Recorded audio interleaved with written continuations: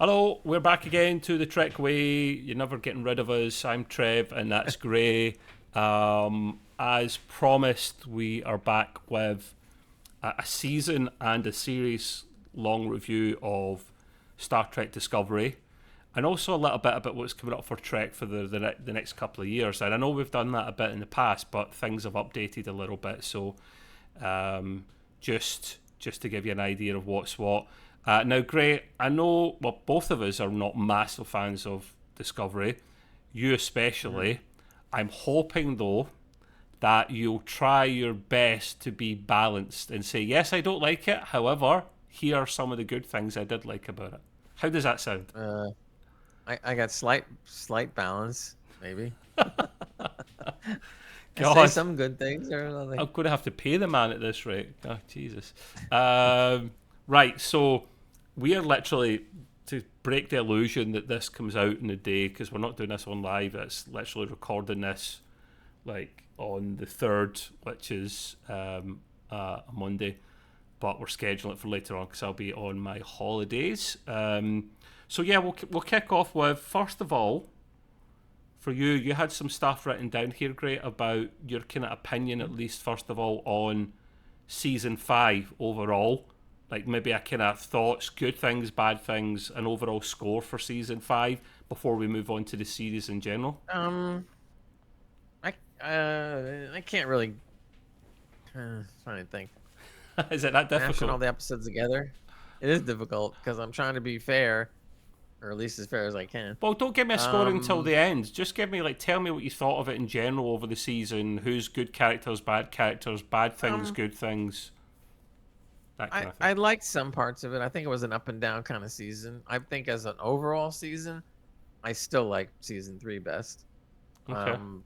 And then 4 kind of fell off the wagon a little bit, and then 5 is kind of like okay, right there with 4, I suppose. Yeah. Or something like that. Okay. So we're hovering around. If you had to do a 0 to 10 scale, we're hovering around a 6 or 7 for episode for season 5. I can't really, and even if I were to go the whole 5 years, then it would have to be a 6 because the first 2 years were not good, and actually the second season was more the prequel to Strange New Worlds than it was Discovery. So it's almost like that season didn't even exist as far as Discovery was concerned, and stuff. And then they made the great effort on 3, and I really did enjoy some of the shows on 3. They had problems, but really did like it. Then I was a little disappointed that 4 fell off some, although there was still some good stuff here and there. And then 5 is, like I said, maybe even with 4 or something like that. So that would kind of be how I look at it, I guess. So instead of giving me your kind of pros and cons of season 5, he just went through all the seasons in general and done completely the opposite of what I asked for. Oh, right. We'll try that again. Right. So I'll go first to give you an idea. Okay, back to 5. I'll 6 give or 7 is best I can give it. What are you giving me out of 10 for that? 6, maybe 7 if I'm pushing it. Right. Okay. Out of 10 on season 5. So, any memorable episodes throughout season 5 that you were a big fan of? That could you? Yeah, you don't need to tell me the title or the number, but just tell me what happened in the episode, what you liked about it, for example. Wow, I probably would have to look at the titles to remember. But would it be the finale, maybe? I would say the last one because now it's done. Try to be positive. I know it's difficult. I am positive. I'm positive it's done. Sorry, you put that one out there. Yeah, your Starfleet Academy could be worse. Star Trek Enterprise. Star Trek Enterprise could be considered worse. Hey, for all I know, by the time Starfleet Academy gets going, the Discovery may look really good. I will give you an idea of what I'm kind of looking for then for season 5. So I'll probably give it a 7 out of 10, being generous. And I think that's pretty good. I think that the season in general had its ups and downs, as many seasons usually do of TV in general. The finale probably was my favourite. even though there was some issues there as well. I mean, there'll always be the little writing issues that you and I talk about. If they'd only put in that one line of dialogue, it would have explained everything, and people will probably think, these guys moan and complain a lot. And yes, you're right, we do. It's part of how we label ourselves when we do reviews. They're raw reviews on purpose. And also because it's a science fiction show that's supposed to be at least somewhat based on science and not have the writers of Doctor Who just make up complete wacky shit whenever they feel like it. And don't get me started on Doctor Who. That's a whole other rant. Really don't like. Next time we do GGR Grey, I haven't forgotten about the plugs either. Oh, I know you're ready to blast. Who will be coming up again for another blast? It's gotten worse. Finale was good, but there was some problems. Like I say, I'm a big fan of the tech and the lore of Trek, and to bring out a new propulsion drive, like we discussed in the last episode, and tell us absolutely nothing about it, pissed me off. I know it's a silly thing, but it pissed me off, man. It's not. No, Like, it's not silly at all. What powers it? Is it Mr. Fusion from Back to the Future 2 that powers it? We don't have a bloody clue.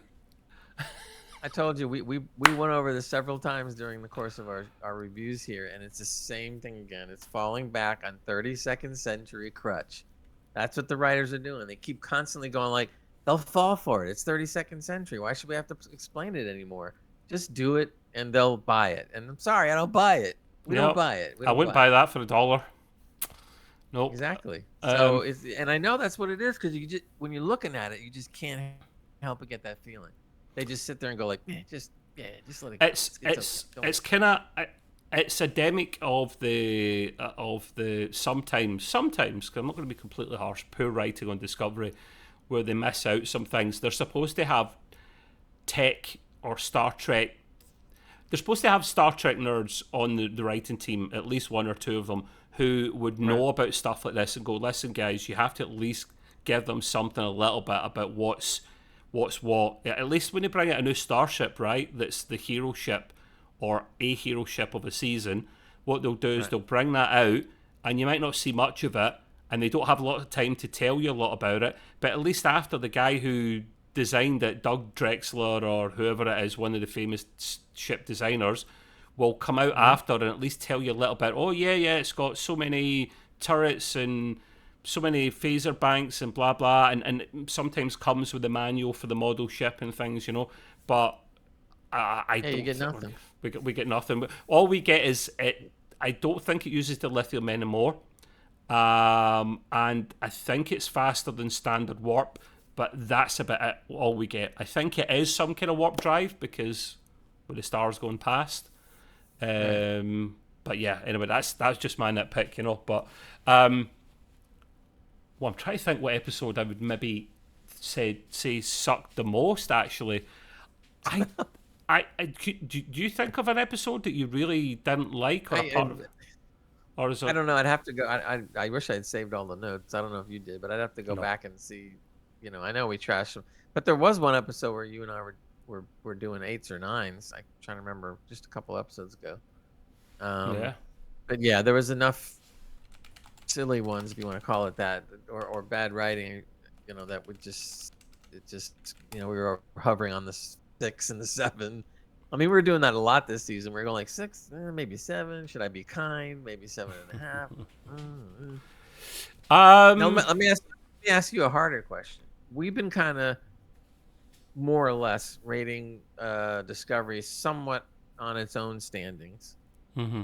But if you had to be a little tougher and you had to sit there and say, okay, I'm going to take Discovery on its standings and compare it to the previous shows on their standings, and then how does it compare?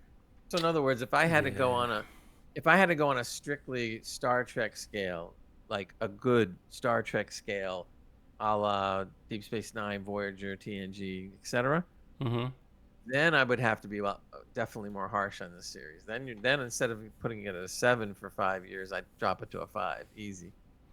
True. That's another way of looking at it, isn't it? Sorry. That's another way of looking at it. Yeah. Yeah, I mean, because like I said, we've been trying our hardest to get it to kind of go on.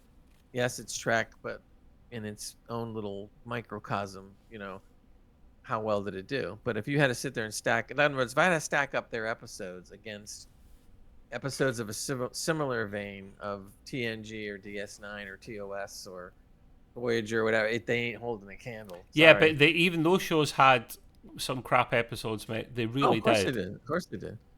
And But I the amount expect of it with a crap budget. episodes is right. Lack of But the budget. amount of crap episodes in the previous series were far less. Oh yeah. I mean, we always had we could always expect out of those shows, and almost all the time, a certain level where it never went below. In other words, it would, like, let's say it would never go below 7 or something. Let's say it could only go from 7 up, or even 8 up or something like that. Yeah. The majority of the episodes, but here the majority of these episodes don't compare like that to the old shows, to the old, older shows, previous shows, whatever you want to call it. And you know well as I do, even though I'm older and I grew up on TOS and all the others, you are an avid Voyager fan, and you've gotten to love the other shows as you've caught up. And even you could see it doesn't take a brain surgeon to sit there and go like, oh, let's look at the quality. It's not difficult to write decent Star Trek. It's not. It's not. You just need to know what you're talking about and be half decent at writing, and you're fine. Well, I might sound like a broken record, but I always sit there and try to go look at the Expanse as an example. Oh, The brilliant. writing on the Expanse was so stellar. Oh, Okay, and so you mean to tell me you can't find good writers like the ones that run Expanse? There's a lot of writers out there that aren't working. yeah. That could probably do a good job, and or at least you want to have maybe a room with half veterans and half really good prodigy kind of guys or girls. So, Yeah. but that's not the case.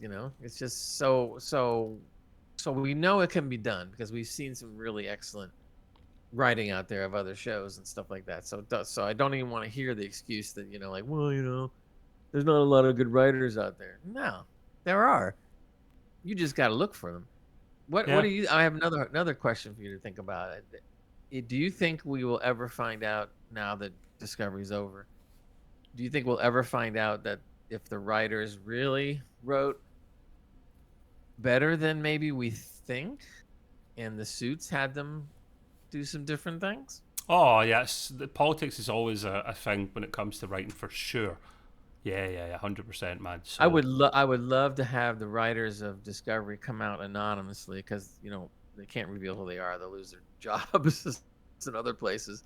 But I would love to see it anonymous and say, like, now, did you really write this piece of crap right here? And they could. I bet you they'd have some stories where, well, yeah, we wrote it this way, but then they came in and said, nah, you need to do this, you need to do that, and that's where it started to fall. Yeah. But I don't know if we'll ever find that out, but it would be curious. It would be interesting. If I had to, there wasn't one episode, right, of this season that was truly awful.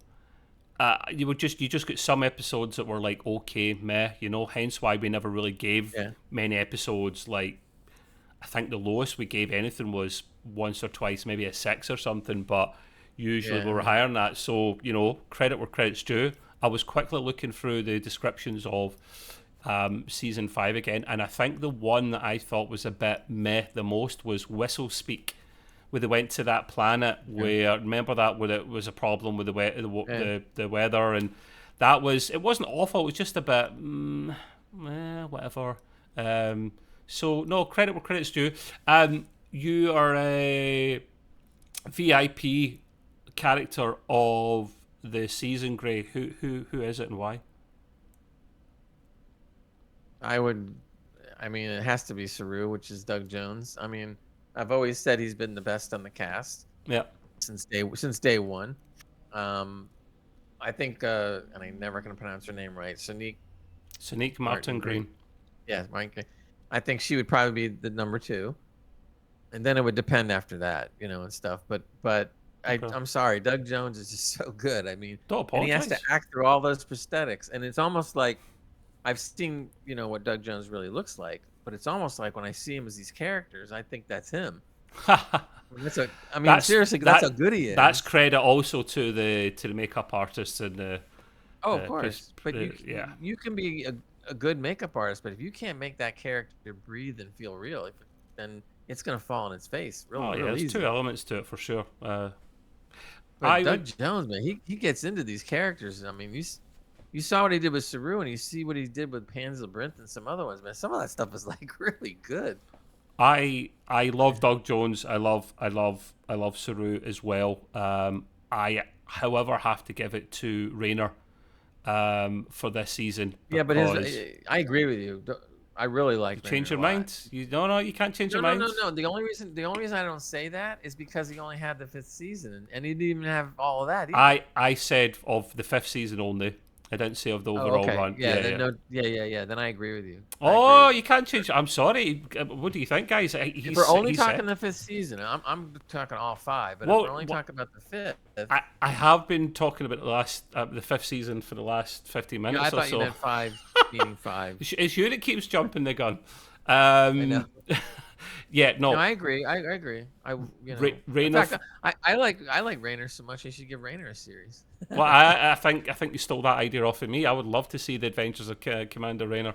Um, Never I happened, but hey. I love the guy's story arc from being a gung ho captain who didn't listen to anyone to being Yeah. a commander who was still a bit arsey but learned to slowly become better. He'll never be the warm, fuzzy version that Tilly is and Tilly wants him to be, but that's not him. I'm kind of more like Rayner. Like, I would moan and complain, but I'd like to try and do my Right. job well and do the right thing by the crew.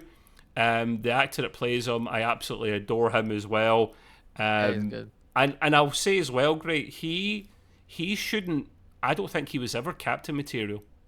And the reason I say that is, and I don't think he ever should be captain, is because while he's very good at his job, he doesn't have that extra level of empathy that Burnham has with her crew. She's almost like a mother to the crew, and so was Janeway as well. But Janeway was more strict and stuck to the rules a bit more. Janeway's a bit like a female Picard, actually, in a way. She was very Yeah, strict into the. somewhat. Yeah, She broke it a few times, the rules. So did Picard.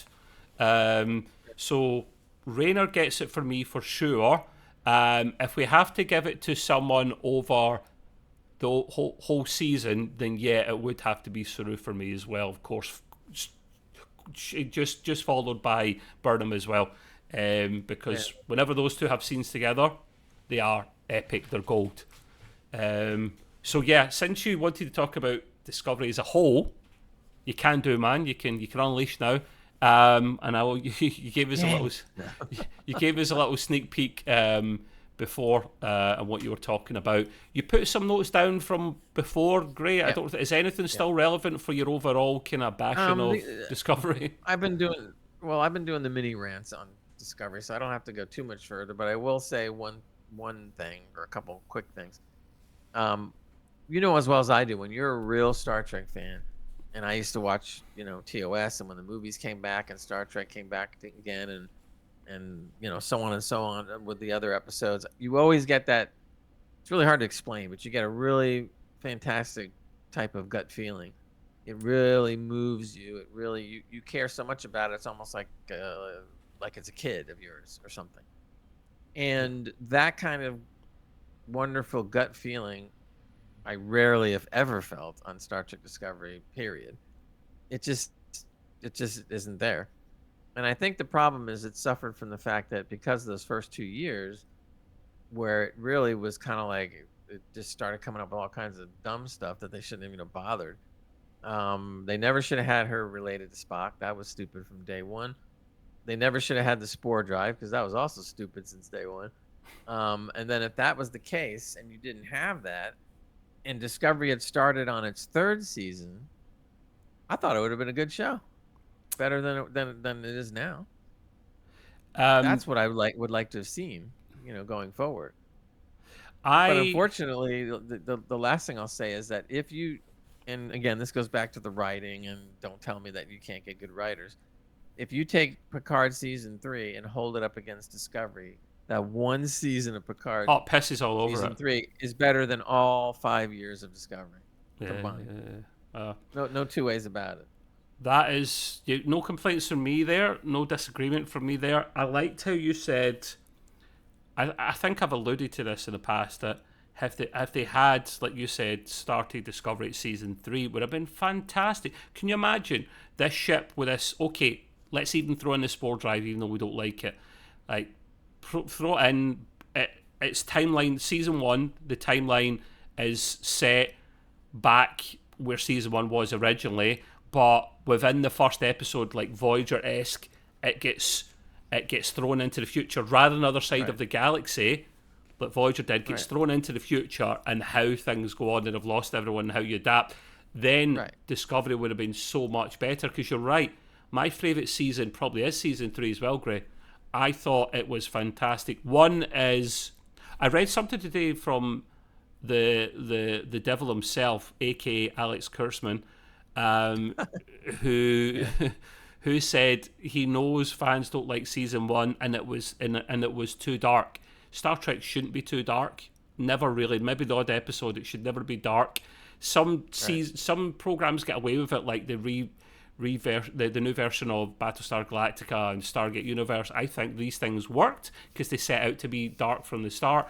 Discovery, I don't think would have been good at that, and he admitted it was too dark. He done that on purpose for a dark kind of vibe and theme, and then obviously saw it wasn't working and changed it. Now, that's where season 2 comes along, that they realised their mistakes and they tried to fix it. So I don't want to completely shit on season 2, because you could see them starting to fix that, bringing in the big guns, bringing in the Enterprise at the end of season 1, bringing in Pike, and getting a little bit of action there. Like you said, the prequel to Strange New Worlds, which it kind of was.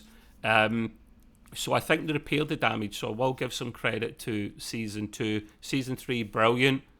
The only thing I didn't like about season 3 was the fact that it was a Kelpian who had a tantrum that basically destroyed all bloody, dilithium in the galaxy, which was ridiculous. That was like, what were the writers thinking? He was responsible for the entire burn. Yeah, okay, sure. If they'd come up with something else, like if they'd said a planet had blown up that was so rich in dilithium and some other subspace or space type thing, radiation, collided with it at the same time, there was this perfect soup and recipe and everything just went boom, it would have been more believable, but it wasn't that, was it? So the perfect space storm. The perfect space storm.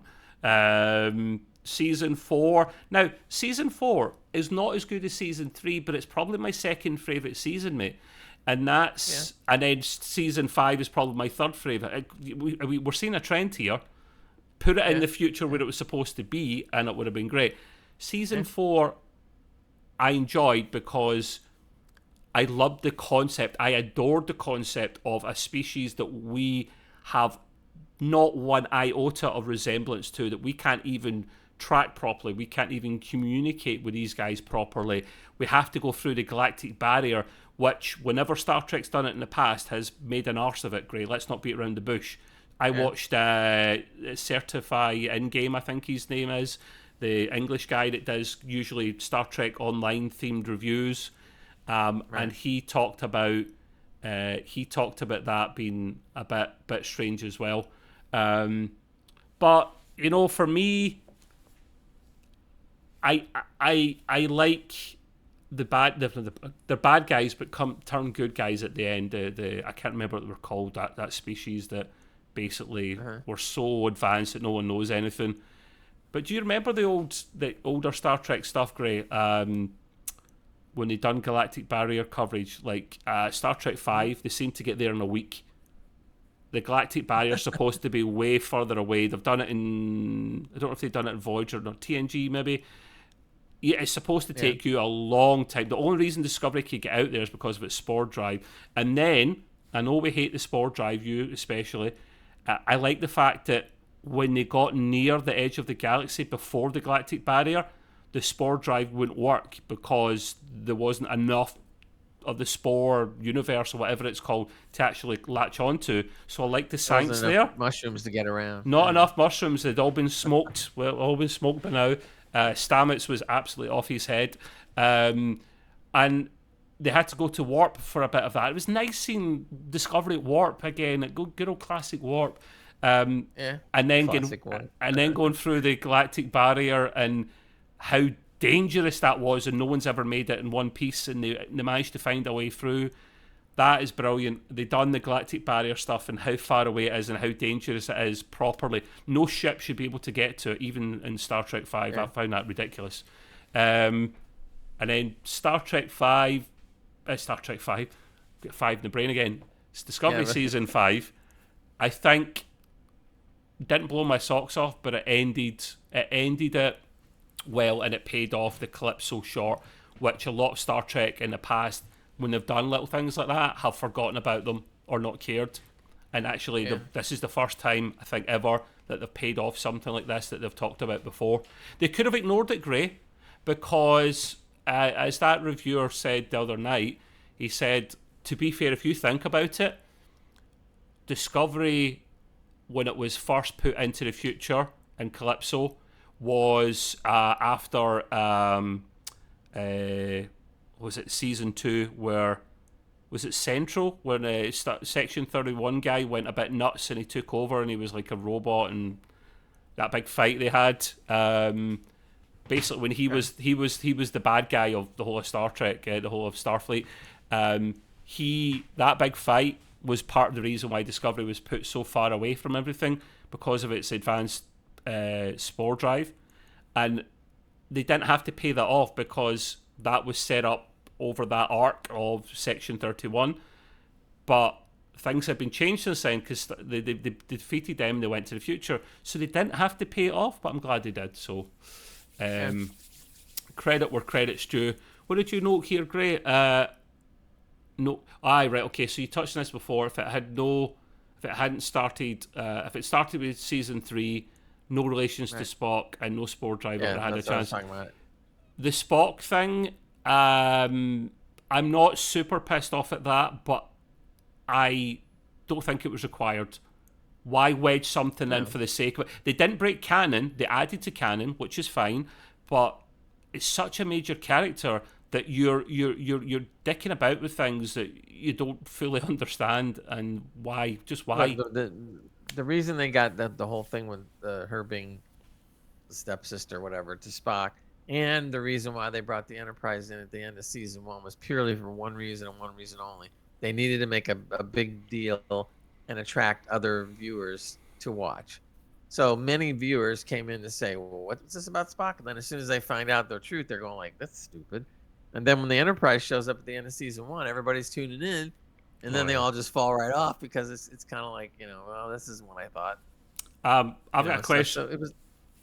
I've got a question for you. When they wrote season 1, okay, do we honestly think that they had already written in, along with all their episodes, that the Enterprise comes in at the very, very end, or as some episodes dropped and they saw it was a disaster, they quickly added that bit in at the end? What do you think, Ray? I think it's the latter. I think they ended up putting the Enterprise in. From what I read, and I don't know how true all of it is, but from what I read back then, they were going to bring the Enterprise in at some point, but they were not going to bring it at the end of season 1. So I think because the show was floundering after season 1, they were getting so much negative flack for everything, spore drive and all that. They said, we got to do something. So they pop in the Enterprise, which I'll admit too, I was like super happy to see, because that brought me back again. Look, I was talking about the gut feeling thing. That brought me back again. I'm going like, yeah, the Enterprise, cool. And stuff. And but then in the scheme of Discovery, the second season was mostly Strange New Worlds. The Enterprise, Pike. And you saw as soon as Pike appeared, he was like, that's it, I'm the captain, and I'll tell you what to do. And that's what you want to see. So, but it wasn't Discovery, really. Yeah. Yeah, it takes the Enterprise to save the day, of course. I do remember that at the end of season 1, when, I think we mentioned this before, that they kind of spoiled the surprise a little bit before the surprise actually happened, by actually announcing the ship coming towards them, instead of just saying, oh, we've got a ship coming towards us, like Red Directives weren't a thing then, but the equivalent of a Red Directive, need to know basis, and we can't actually. There's a problem with the ship and its communications. We can't figure out who it is, and then you see it just pull up. Man, I make it sound like a car. Yeah, like a car. Handbrake turn, a big donut from the Enterprise right in the front. But then we see the Enterprise and the music come on. I must admit that was the only highlight of the whole of season 1. At the very, very end, I was like, wow, didn't see that coming. Very cool. Yep. Right, okay, so we will move on there, Gray. We've spent a good half an hour on that season 5 and overall Discovery. I was emotional at the end of that, I must admit, because I got to know them a bit, and I don't want Star Trek to be off the air for a little bit, but maybe not as long as we think, because we will be talking about the future of Trek. You had a little... Yeah, well, let's just not beat around the bush, Great. It's a little bit of a rant about the future of Trek being bleak. You want to elaborate? This is something we touched on here and there, but basically the thing that really gets me angry is that when they did Picard season 3, which was a fabulous season, it was great. We all agree. Oh yeah, made even the top 10 on the Nielsen. Best season of Star Trek I've actually seen of any series, in my opinion. Oh yeah, and since the last show went off, not even counting Enterprise, so that was fantastic. So it was on such a high. Everybody loved it. All the fans loved it. Everything was just like you could do no wrong, kind of thing. And then at the end of the season 3, they obviously set it up for Star Trek Legacy, as people were calling it, because they didn't have a real name yet. And when you look at something like that, and when you're a studio executive, this is what I don't understand. Because in the old days, the studio execs would look at that and go like, "Wow, we did so well, and we're setting it up for another series. Boom, green light it, let's go." Because they want more of that, and they want more people, they want more excitement, they want more good ratings. Blah, blah, blah. So what does Paramount do? They just drop the ball completely. Don't make any announcement when everybody was like sure they would make some kind of announcement saying like, yep, Star Trek Legacy, Terry Matalas is going to be show running it again. We're off to the races. Because generally speaking, that's what they did with Strange New Worlds. When they saw that it was a hit on Discovery Season 2 and everybody was clamoring for a spinoff, guess what? They gave us the spinoff. And now that show is a pretty good show. But this had the chances of being at least as good, if not better, and they just totally dropped the ball. So then we don't get an announcement at all about it being renewed or about it coming out, and we're all hoping and nothing happens. Then we get the next piece of bad news. Terry Matalas has been basically been let go. Bye. See you, Terry. I wouldn't say let go, man. That's a bit harsh. Not signed up. But that's what it comes down to, because yeah, but it's in those kind of circles, they can put any kind of spin on it they want.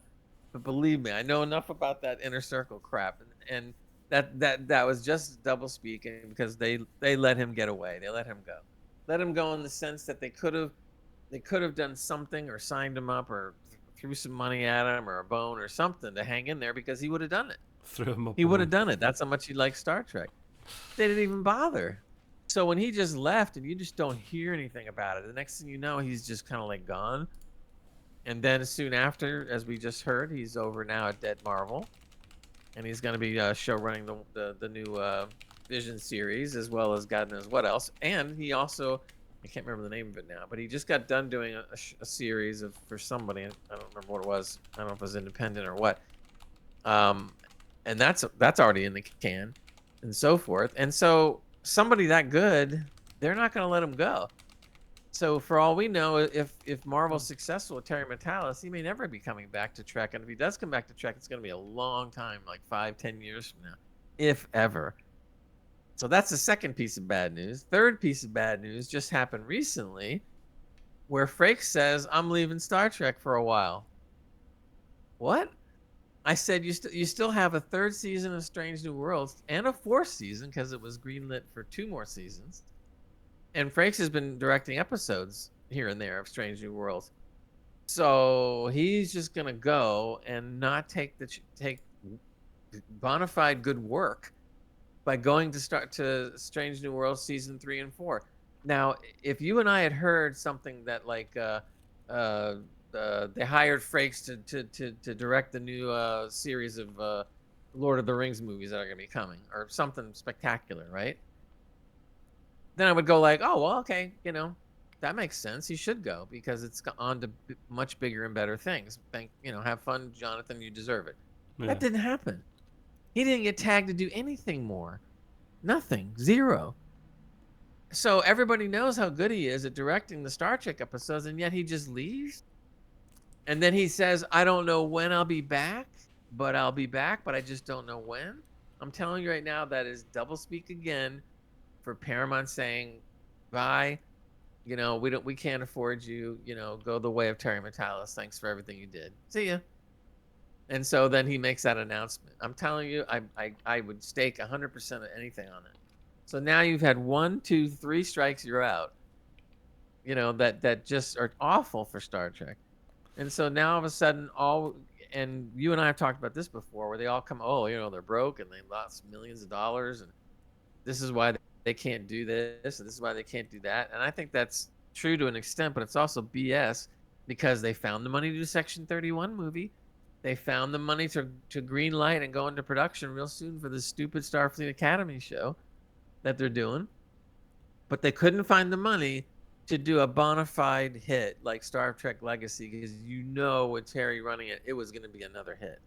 And it would probably be on the air for the next 3 to 5 years.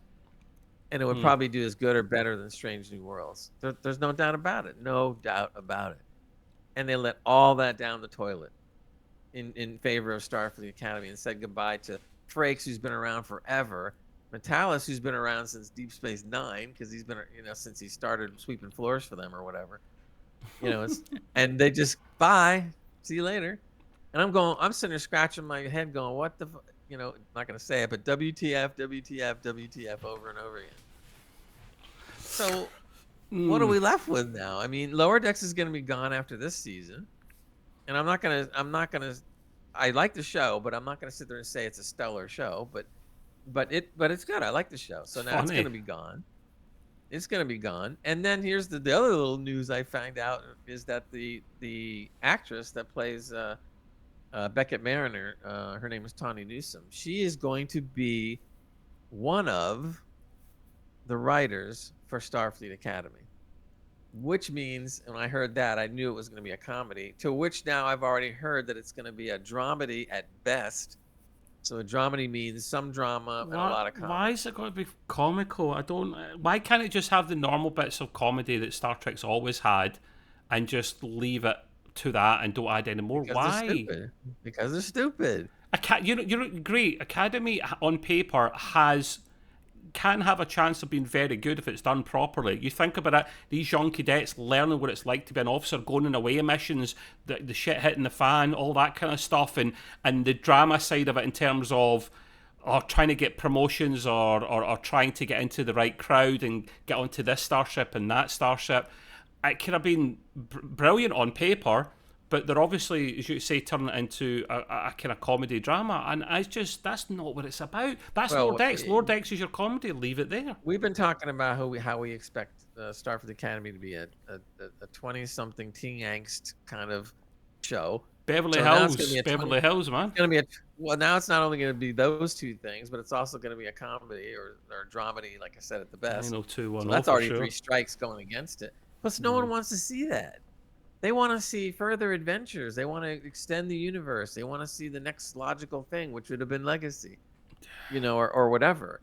Or I would even I would have even accepted a series of movies that well written movies about our Starfleet universe, and throw in some of the older characters, a couple of new ones, and then just do a couple movies or something, TV type movies for streaming. Yeah. With the exception of Section 31. And I want to tell you right now, the only reason Section 31 exists, that movie, is because Michelle Yeoh won an Academy Award. That's the only reason. I get it.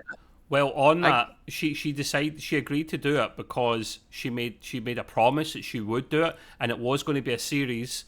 It was going to be a whole, at least one season, and then it cut it down to a miniseries, then it cut it down to a movie, because they were trying to work with her and they're busy. But she was busy before she even won the Oscar, and now she's even busier.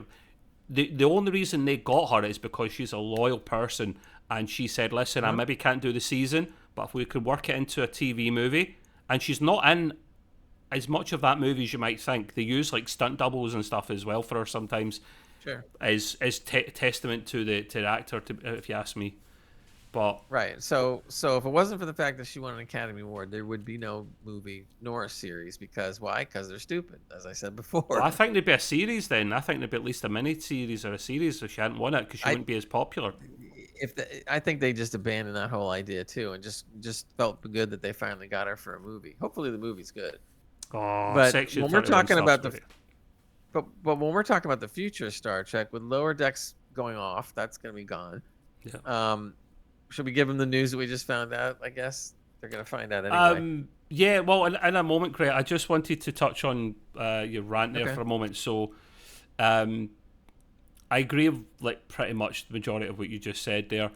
I think Paramount were dumb to not like tie any of these guys down like Frakes or Metalis, and I think that is coming down to the fact that they're skin and they're waiting. What's hampering them? They're working with one arm behind their back. So, and I don't have sympathy for them. They got themselves into this position, but I'm just pointing out the facts here. They are still going to be making content. They have to, otherwise they would collapse overnight. Money is still coming in, and they're maybe just about servicing their debt, but are they really reducing it a lot? No, they're not. So they still have to be making stuff, but as we've seen, they have slowed right down, and that is to be expected, and it's normal.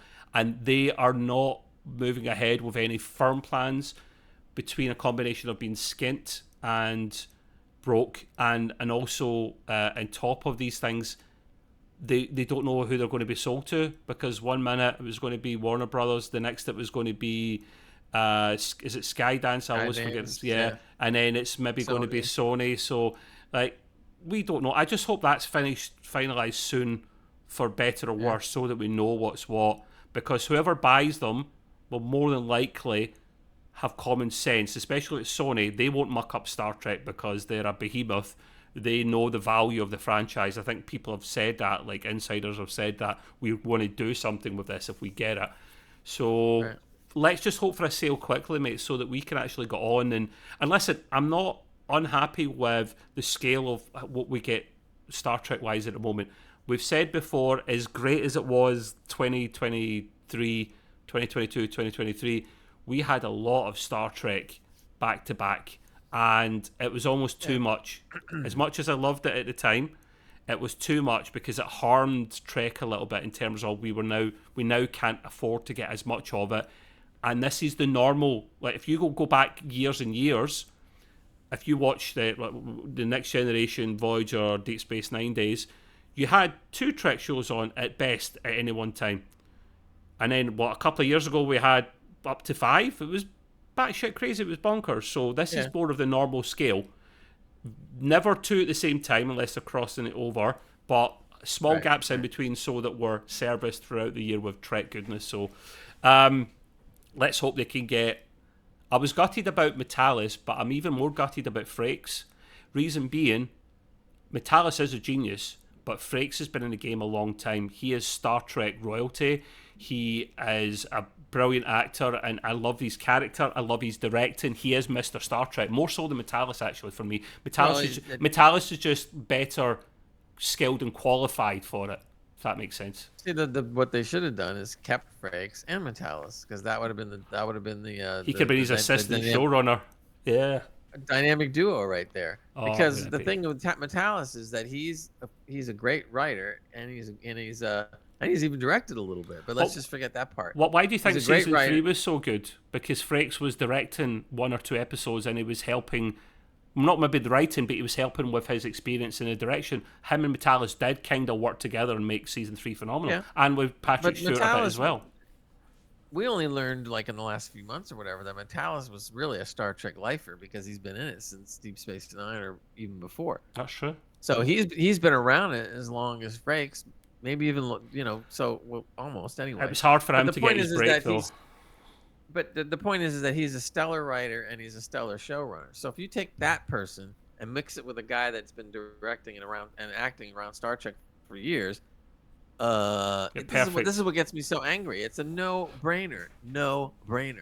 Yeah. You keep both. You go into Star Trek Legacy, forget the Starfleet Academy crap, and move in that direction. So that way you have one other show other than Strange New Worlds or whatever. I would have even accepted Paramount coming out and saying like I'm just making this up, but we signed Terry Matalas to do Star Trek Legacy, but we're not going to start production until Yeah, that would have been good. a couple about like 2 years from now because of shit that's going on, and we got to get our money together, but we're going to do it.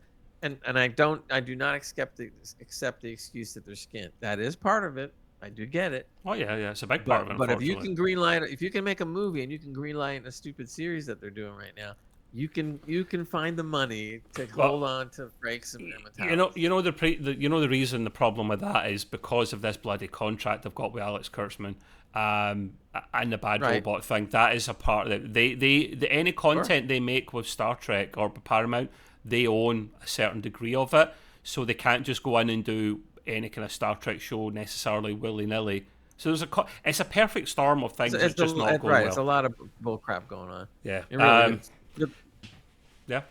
But I just hope that maybe that's why in some ways I hope somebody just comes along and buys Paramount already, and so that they now will devote the money and the time to it, and perhaps we'll see what we want to see on Star Trek. Now, yes, it could also be the reverse.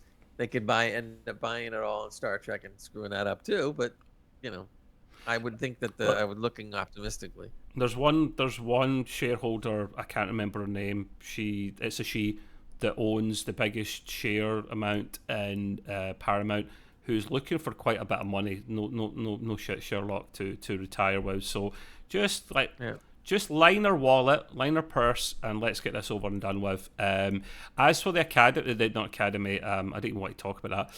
I'm going to have to in a moment. As for Legacy, it will happen. I think pretty much people inside have pretty much, short of it being official, have said it's going to happen. They are, for all their failings, Paramount are not dumb. They know a winner when they see it. They knew a winner with Strange New Worlds when the reception on Discovery was fantastic, so they greenlit it and just didn't say anything for a while. I think, in my opinion, and from what the rumours I read online, Legacy has been greenlit, but they don't want to officially announce it yet because they don't know when the sale's going through, and they can only commit to so much Star Trek in advance and all that good stuff. So it will happen, mate, but it might not happen with the guys we want to show run it, which of course is a concern. To me, first of all, I find it hard to believe, but let's just say for a second that that's the case. So you're going to kind of greenlight Star Trek Legacies, even though you're not really saying anything so far, but you get rid of your two most important people. Sure, that makes a lot of sense to me. So the problem, okay, this is me trying to sit on the fence here. I know I'm getting splinters.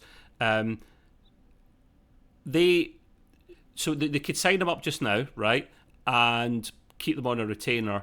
Now, I'm not an expert in how retainers work, but usually with an actor, it can sometimes limit how much they can work, if they can work at all, until another season or a project comes along that they work on. Of course, with someone like Matalas, you could write something in differently, of course you could, to the contract.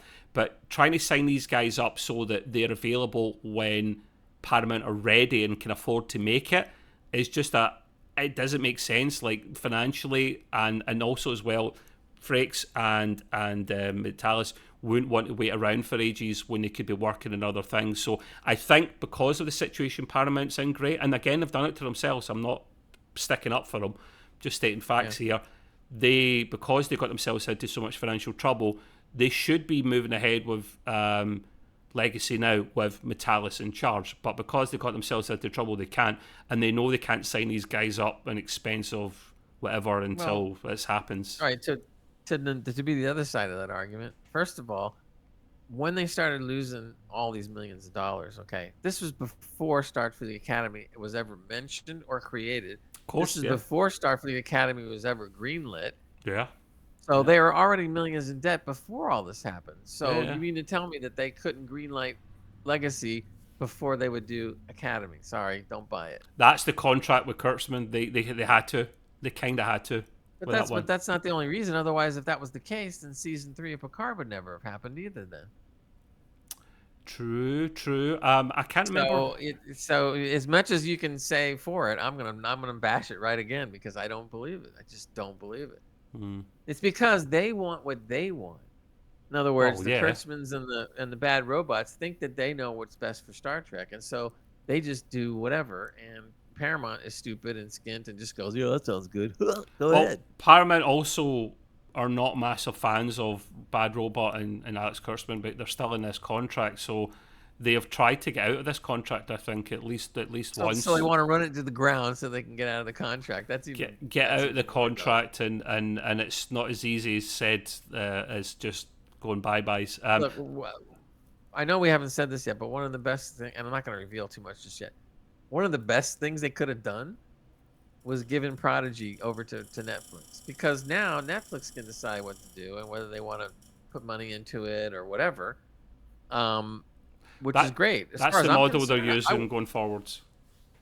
I would love if they just hold, if it was ever possible. I would sell the entire Star Trek franchise to Netflix if that was in a dream world. I think they'll be doing this more. Like, we'll move on from the bashing. We'll move on to like what's some of the shows that are coming out or rumored dates and whatnot.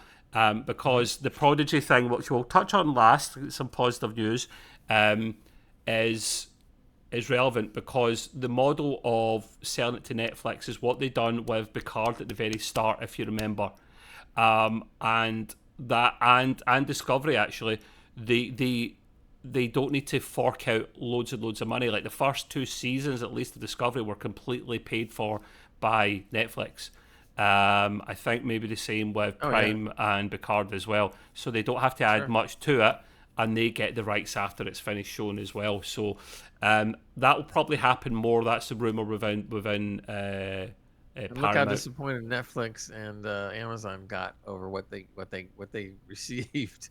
They're like, God, well, we got a bunch of... this is why it went to season 3 of something like Discovery, that they didn't pay the full amount because they're not stupid. So I think they will possibly, Netflix might take Legacy and pay some of it. I think that was the rumor.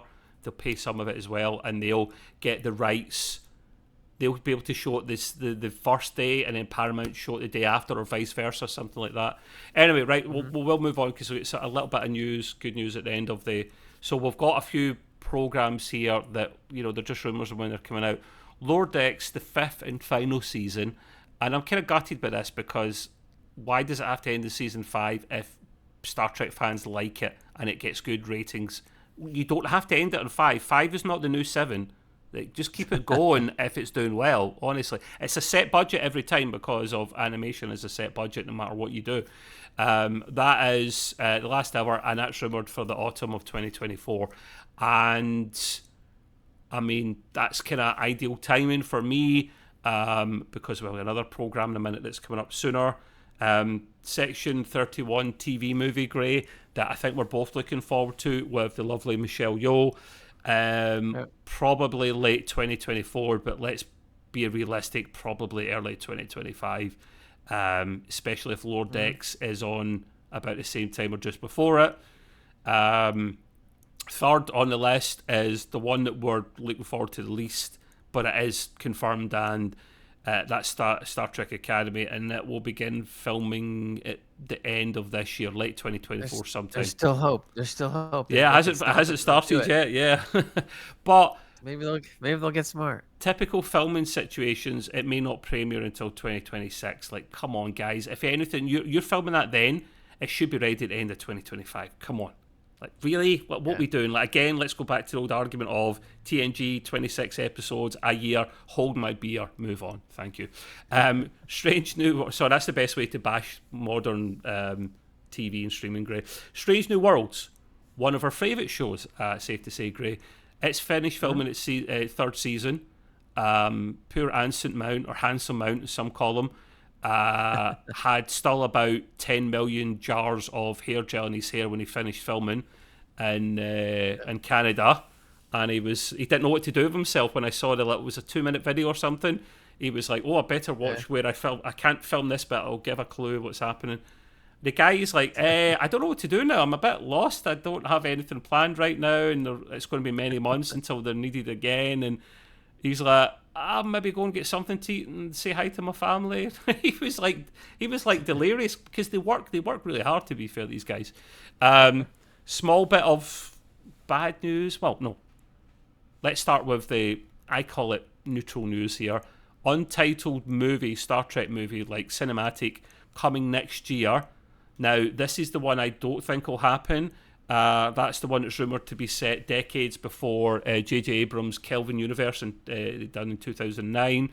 That could be great as a one-off movie if they do it well and the launch of the Enterprise and stuff. But it's Abrams. If Abrams does it, he'll probably ruin it.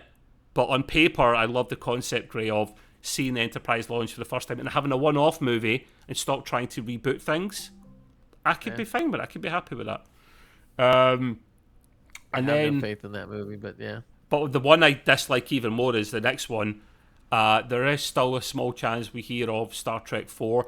That literally pisses in my porridge, that one. It really does my head in, because it isn't Star Trek 4. Star Trek 4 was a lovely cult movie where they went back in time and they double dumbassed the locals on the buses in San Francisco. That was a brilliant movie where they got the whales and whatnot. This isn't Star Trek 4, guys. Stop trying to rename things. They're not going to do it, but they should just name it Kelvin Star Trek 4. Yeah, or just give it, like, they were doing this with... this is the brainy thing I don't understand, like I said before, with idiots. So they did the 2009 movie, which is okay. I'm not going to say it was stellar, but it wasn't terrible. But then they went right off the cliff on the next two movies. But they're going to do a fourth one anyway. Yeah, I think they left it too late, because now Chris Pine and certainly Chris Hemsworth are... He's not going to do it. They will command top dollar. And not only that, they're sick of being, pissed on and kind of moved from pillar to post with this not happening. That was a small rumour for 2026 to coincide with the 60th anniversary of Star Trek. Like I say, I hope it doesn't happen, but you never know. The little rant I had was, don't call it Star Trek 4, because they were doing this a lot with Doctor Who. Not only had Doctor Who been running since the 70s, and then when they brought it back in 2005, Gray, they put it back to season 1. I wasn't a big fan of that. It should have been season 28 or 30 or whatever it was. But a new start, okay, I kind of just about let them away with it. It's a new era. But then when they done the deal with Disney and whatnot recently, and a new Doctor and a new showrunner, they then went back to season 1 again.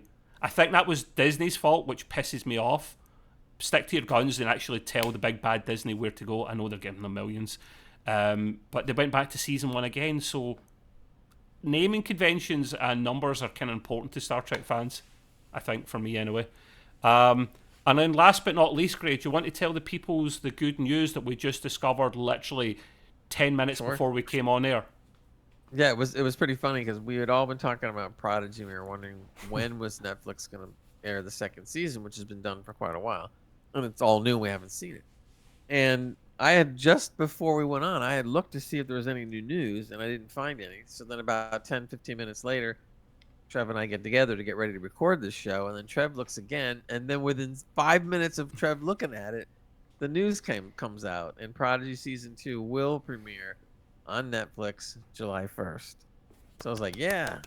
So we were really happy about that, because I heard rumors that it would be like the end of the year, Yeah, so that's wonderful to hear. So we can finally see it, and that'll be interesting. So at least we got that coming, and we also should have Lower Decks at some point, and so there'll be things to happen. Yeah, there'll still be content. But you got to when you balance it all out, though, there's nice stuff that's coming, and that's cool, and I like it. But there's so much, I'll just call it bad karma going on with Star Trek, with all the dumb things that they decide. It gets overwhelming. It's a mixed bag, safe to say, Gray, in terms of what we're getting, I'll be honest. I'm glad Prodigy's coming sooner than later. Good on you, Netflix. Yes, you charge a bloody fortune for what you offer.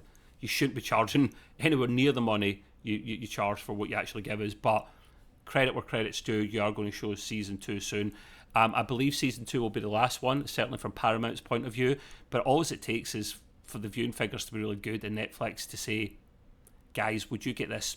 Do another season, get it confirmed, or give us the rights and we'll go and make it ourselves. I don't think Paramount would say no to that if it lines their pockets a little bit. They're getting free money. Why would they do that? And you and that's why I was saying I would love to see.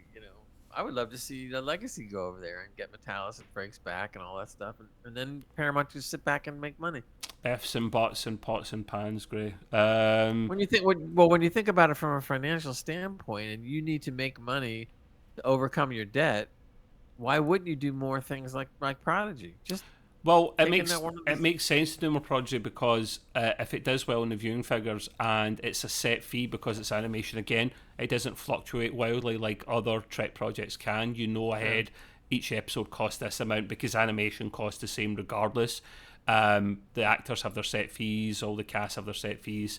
You and I both like Prodigy, so I'm excited because it's a kind of mini continuation of Voyager in a way, which I adore because Voyager's my baby and my favourite show.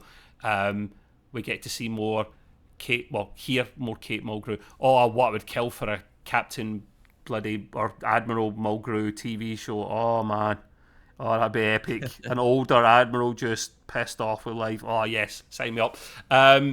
So we'll look forward to that, and of course we'll cover that when it comes about. That means we've got 22 episodes. 20 episodes, I believe, but they might split it into 2 arcs of 10 like they did last time.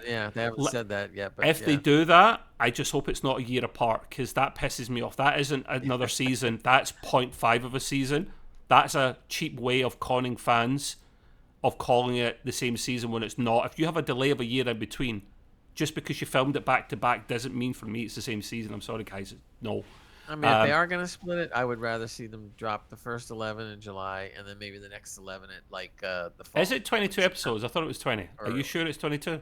I thought it was 22, but I'll have to check it out. But it's a lot of episodes, and they're already done in the can, so that's all good. Yay! Thank you, Netflix. You might save Star Trek after all. Right, we'll wrap up there, guys.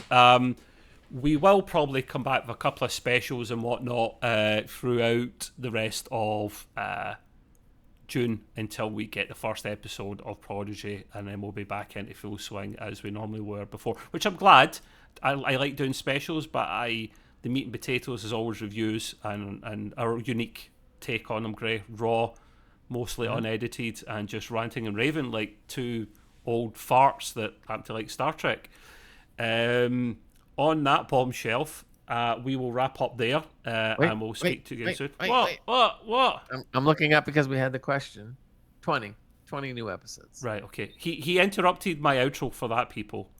I knew I was right. Anyway, right. I felt it was a dangling whatever that we had to tell somebody.